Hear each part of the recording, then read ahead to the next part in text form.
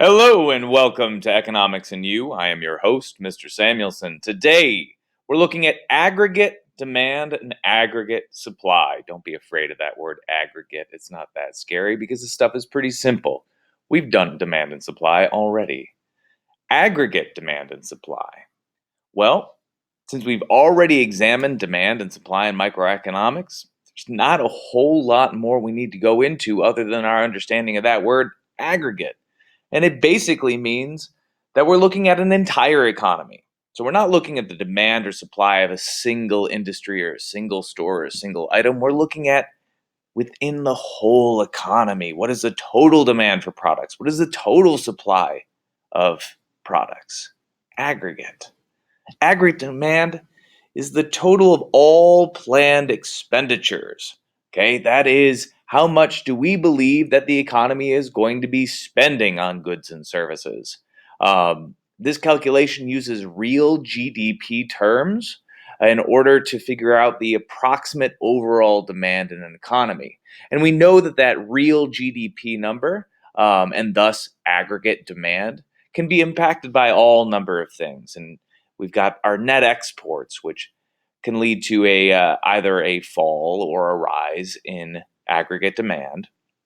Government spending, interest rates, household wealth, all of these things can, to one degree or another, lead to a rise or fall in aggregate demand. We see it over here too. Obviously, you take the inverse of any of these statements, and the situation reverses.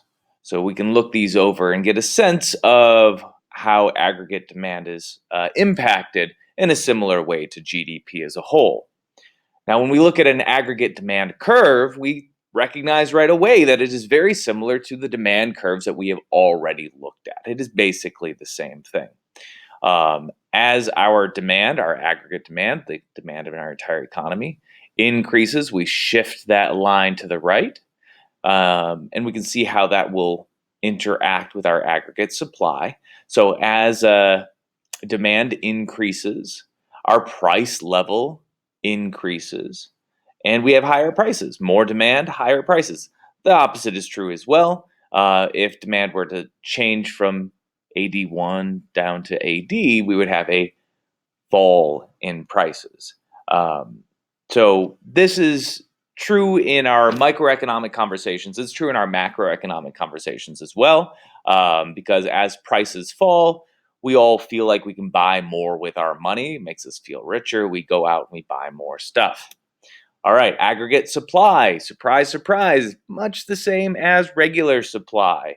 As prices increase, the supply is going to increase because those who supply goods are going to want to profit, and vice versa. As prices decrease, the supply will decrease.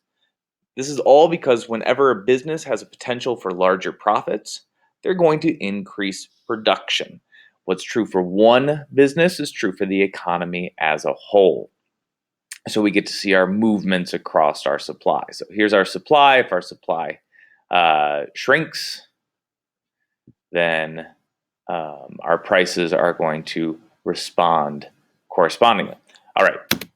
So putting it all together, where aggregate supply and aggregate demand meet, we have equilibrium prices, or in this case, the equilibrium value of our economy.